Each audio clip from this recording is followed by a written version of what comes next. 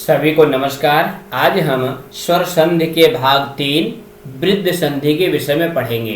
तो संधि का ज्ञान हिंदी भाषा के लिए और संस्कृत भाषा के लिए, दोनों भाषाओं के लिए बहुत जरूरी है, क्योंकि हिंदी में वही संधि है जो संस्कृत में है। अगर संस्कृत की संधि आपको समझ में आ गई है तो आप हिंदी की परीक्षाओं में भी पूछे जाने वाले संधि के प्रश्न को 100% सही कर सकते हैं। तो हम सभी जानते हैं कि स्वर संधि के 8 भेद होते हैं।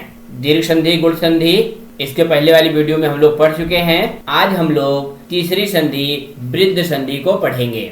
तो वृद्ध का शाब्दिक अर्थ होता है बढ़ना, किंतु व्याकरण की भाषा में वृद्ध एक संज्ञा है। वृद्ध क्या है? एक संज्ञा है, और संज्ञा करने वाला एक सूत्र है। क्या सूत्र है? वृद्धिर आदेश।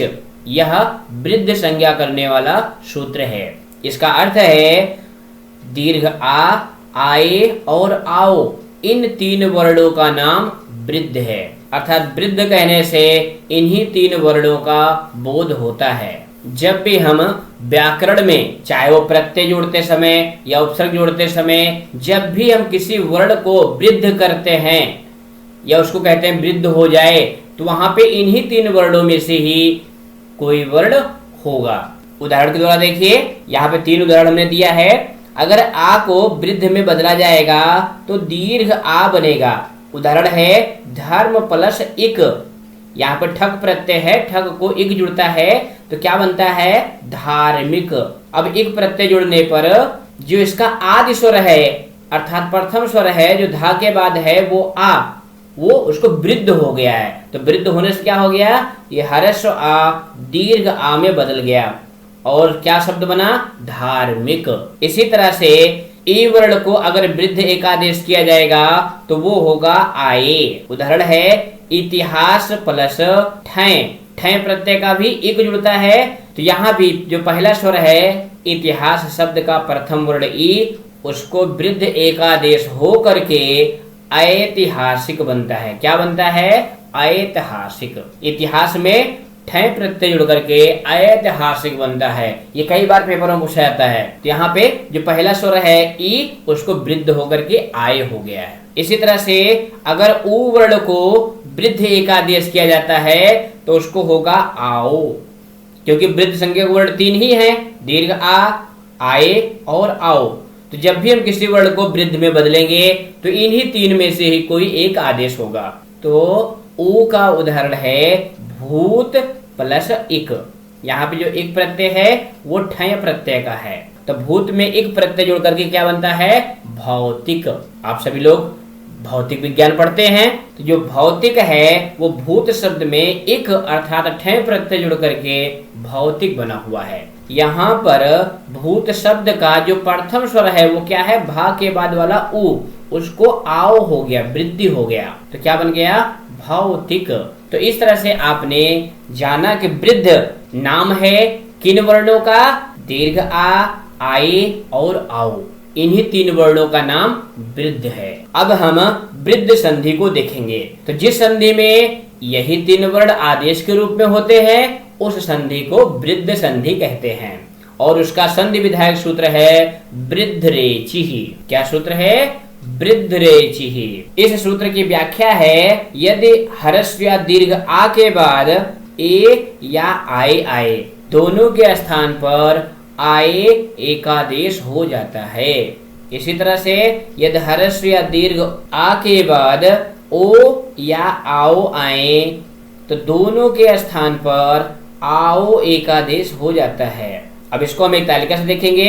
ये देखिए वृद्ध संधि नियम तालिका। सूत्र आप भूल जाए कोई बात नहीं, व्याख्या भी भूल जाए कोई बात नहीं, लेकिन अगर आपको ये तालिका याद है तो आप वृद्ध संधि के प्रश्न को गलत नहीं करेंगे। नियम तालिका में पहला नियम है कि ह्रस्व या दीर्घ आ के बाद ए और आए आए, तो दोनों के स्थान पर आए एकादेश हो जाता है। दूसरा नियम है ह्रस्व या दीर्घ आ के बाद ओ या आओ वर्ण आए, तो दोनों के स्थान पर आओ वर्ण एकादेश हो जाता है। अब इनके उदाहरण देखेंगे। तो पहले नियम नंबर 1 का उदाहरण, आ और ए या आए का मेल, दोनों मिलकर के क्या हो जाएंगे? आए में बदल जाएंगे। ये वृद्ध स्वर है। तो उदाहरण है मम प्लस एव।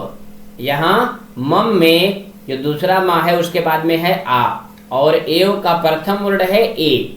तो आ और ए का मेल हो रहा है, तो आ और ए मिल करके क्या हो जाएंगे, आए। और हमारा संधि पद बन गया ममेव। इसी तरह से एक प्लस एकम, तो क्या बन गया, एकैकम। तव प्लस एव, तवेव। अद्य प्लस एव, अद्येव। लता प्लस एव, लतैव। तथा प्लस एव, तथैव। सदा प्लस एव, सदैव। इसी तरह से जन प्लस एकता, जनेकता। देव प्लस ऐश्वर्यम, देवैश्वर्यम। तो यहाँ पे ध्यान देना है, जो ऐश्वर्य शब्द है वो ऐश्वर्य नहीं होता है, ऐश्वर्य होता है। तो मान लो देवैश्वर्यम विच्छेद करने के लिए आए, तो आप ध्यान रखें इसका। उसके बाद है आत्म प्लस ऐक्यम, तो क्या हो जाएगा, आत्म ऐक्यम। तो इन उदाहरणों से ये नियम आपको बिल्कुल कंफर्म हो गया होगा कि यदि ह्रस्व या दीर्घ आ के बाद ए या आए वर्ण आए तो दोनों के स्थान पे आए वर्ण एकादेश हो जाता है। दूसरा नियम है ह्रस्व या दीर्घ आ के बाद ओ या आओ आए तो दोनों के स्थान पर आओ एकादेश हो जाएगा। उदाहरण है जल प्लस ओघः, क्या बन गया, जलौघः। यहाँ आ और ओ का मेल हुआ है। जल का अंतिम वर्ण है ह्रस्व आ, ओघा का प्रथम वर्ण है ओ, दोनों मिलकर के आओ में बदल गए और संधि पद बन गया जलौघः। इसी तरह से मम प्लस ओषधि, ममौषधि। वन प्लस ओषधि, वनौषधि। विद्या प्लस औचित्यम, क्या हो गया, विद्योचित्यम। औचित्यम माने होता है उचितता, विद्या का औचित्य। दर्शन प्लस औत्सुक्यम, तो क्या बन गया, दर्शनोत्सुक्यम। औत्सुक का अर्थ होता है उत्सुकता। तो इस तरह से आपने वृद्ध संधि के दोनों नियम जान लिए। अब हम देखेंगे कि माहेश्वर सूत्र के अनुसार संस्कृत वर्णमाला में कितने स्वर होते हैं, 9। उनको हम अच प्रत्याहार के अंतर्गत लिखते हैं। तो इसमें से जो 5 स्वर हैं आ ई उ री ली री, ये 5 मूल स्वर कहलाते हैं।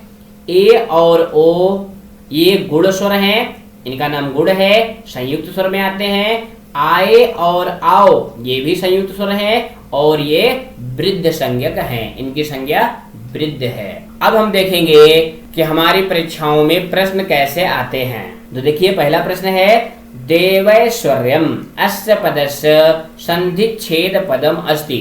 इस पद का संधि विच्छेद पद है, तो कौन है, प्रथम है देवैः प्लस स्वर्यम, दूसरा देवैश प्लस वर्यम, तीसरा देव प्लस ऐश्वर्यम और चौथा देव प्लस ऐश्वर्यम।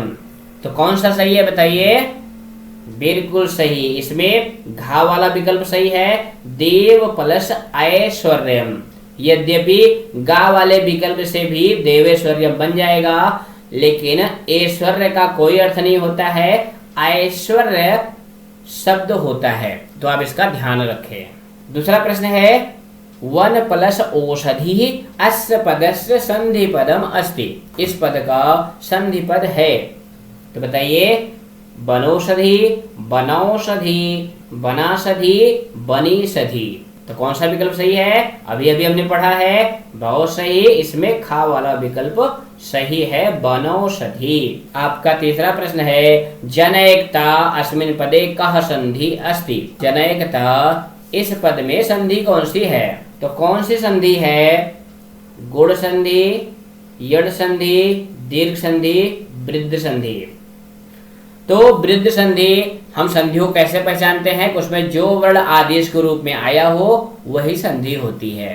तो यहाँ पे आए वर्ण जन प्लस एकता, जनैकता, तो यहाँ पे आए का आदेश हुआ है, तो आए जो है वृद्ध संज्ञक वर्ण है, इसलिए इसमें वृद्ध संधि है।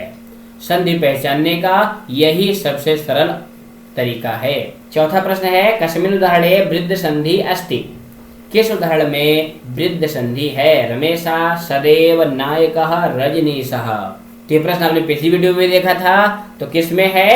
सदैव में। बहुत अच्छे, तो इसमें खा वाला विकल्प सही है, सदैव, सदा प्लस एव, सदैव। तो इस तरह आज आपने वृद्ध संधि के नियम और उदाहरण जान लिए। स्वरों का ज्ञान भी आपने प्राप्त कर लिया होगा कि कौन कौन से मूल स्वर हैं, कौन गुण स्वर हैं और कौन वृद्ध स्वर हैं। अब हम लोग अगली वीडियो में यड़ संधि के विषय में पढ़ेंगे। तो आप प्लीज हमारे चैनल पर अगर आप नए हैं तो प्लीज हमारे चैनल को सब्सक्राइब कर लीजिए, जिससे हमारी सभी वीडियो आपको प्राप्त होती रहेगी। फिर मिलेंगे। सर्वेभ्यो नमो नमः। धन्यवादः।